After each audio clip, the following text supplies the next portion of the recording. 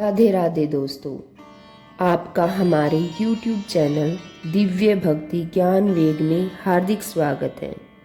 आज हम जानेंगे चैत्र मास की कथाओं का महत्व, जो हमारे हिंदू धर्म में विशेष महत्व रखती है।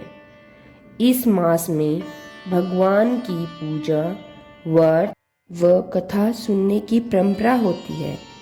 उससे पहले हम इस दिन का पंचांग जानेंगे।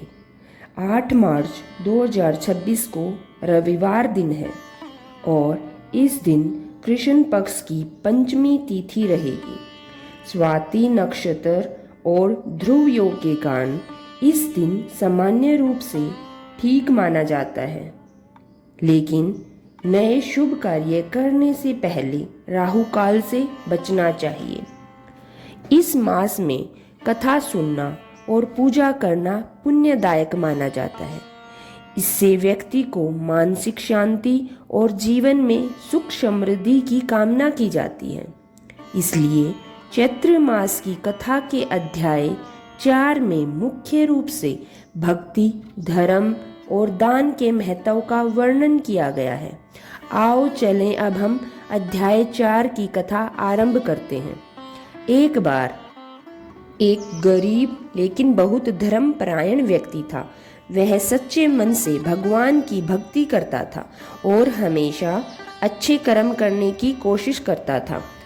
उसकी आर्थिक स्थिति अच्छी नहीं थी, फिर भी वह दूसरों की सहायता करता था और भगवान पर पूरा विश्वास रखता था।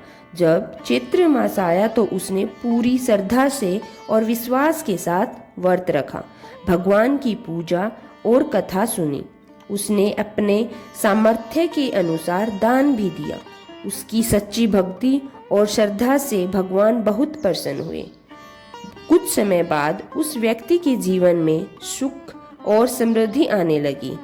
उसके घर की सारी परेशानियां धीरे धीरे समाप्त हो गई। लोग उसकी भक्ति और अच्छे स्वभाव की प्रशंसा करने लगे। इससे हमें यह शिक्षा मिलती है कि सच्चे मन से भगवान की पूजा और अच्छे कर्म करने से जीवन में सुख, शांति और सफलता मिलती है।